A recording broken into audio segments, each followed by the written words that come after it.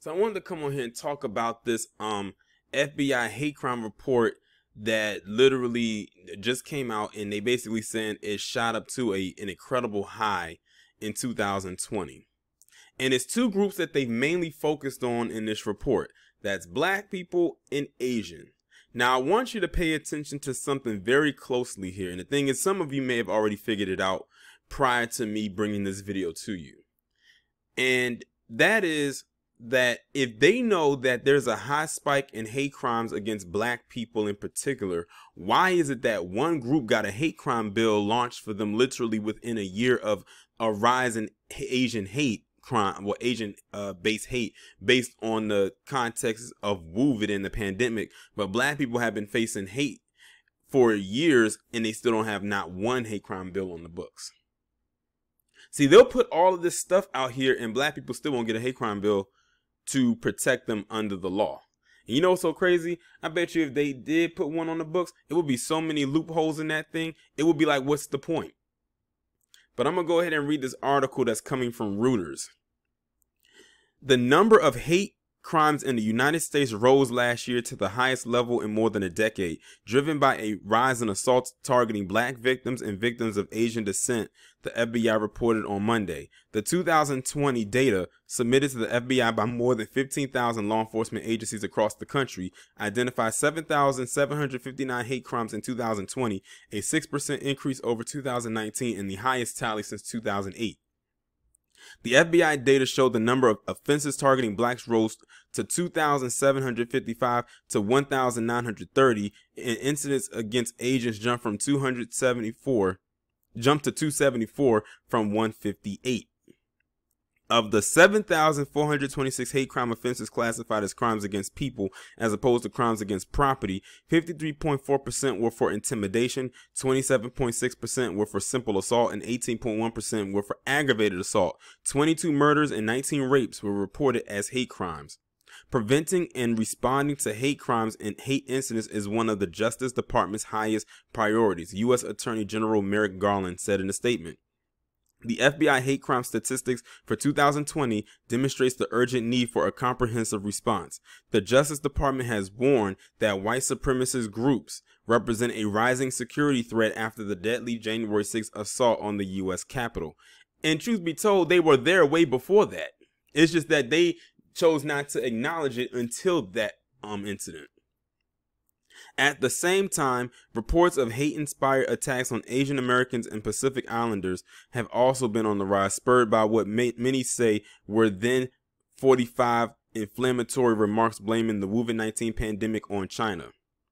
It's funny because they said they were inflammatory remarks. Granted, what he said was over the top, but was he wrong in which we know the origins of where COVID came from?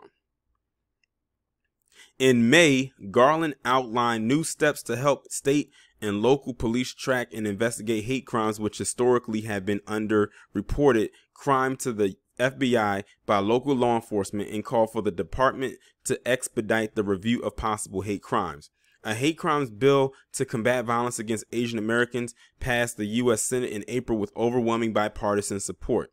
Now look at that, overwhelming bipartisan support, which means they all agreed that they should get one. But as mentioned in this article, two groups in particular, black people and Asian, but who's the one who got the hate crime bill and who's still trying to get one put on the books? Exactly. The measure designated a Justice Department employee to expedite a review of hate crimes reported to police during the COVID-19 pandemic. Now, several are saying the reason why they got it is because economically, the Asian community helps the economy thrive. So, of course, they're going to give them protection because they need the money, and they feel that they don't really get that from black people. And it's crazy because we always talk about how black people need and deserve and demand reparations, but they don't want to get that. And the thing is, I keep saying this over and over.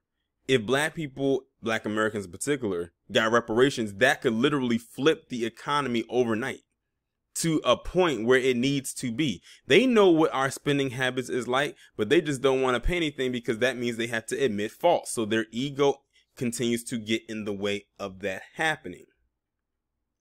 And that's on them.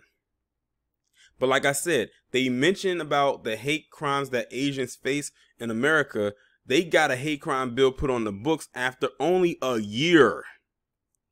Black people have been facing hate crime since God knows how long. And the ones that they're trying to pass are either weak as hell or they just collect dust and don't get even looked at. They get overlooked. And they know that. They know that. They see it where it's a file, probably a file marked right there. They look at it and just toss it to the side. If it doesn't land at the end of the desk, it lands right in the trash to continue to pile up and collect more dust. Because everyone else gets prioritized over us. Look at what's going on with the Afghans. They've been paying them hundreds of millions of dollars a day for the last 20 years. I think they are now upwards to over $2 trillion of them payouts since 2001, since 9/11. But they claim they don't have enough money to pay tangibles and reparations to black people. And they keep trying to give us these little nigger trinkets that we know ain't gonna amount to shit. But this is like, I'm just only talking about it because I wanted to see y'all to see and hear the correlation, because it's like, yeah, you mentioned us, but I mean, what are you going to do? Because if you're not going to put a bill on the books, what's the point in even talking? Why did you even mention us in this article then? And you know what's also interesting? They mentioned this hate crime report, but they had to make sure to insert another group in there alongside black people. They could not just let it be black people alone. They said, oh, we'll mention them and Asians, to make it seem like, okay, you know, there is a hate crime with Spike, but it's not just facing black people, it's facing Asian people as well. And by them giving Asian people a hate crime bill on the books, that also saying that they have prioritized them over us. But many of us already knew that. Only a year, y'all. Only after a freaking year. That fast. Y'all let me know what y'all think down in the comments.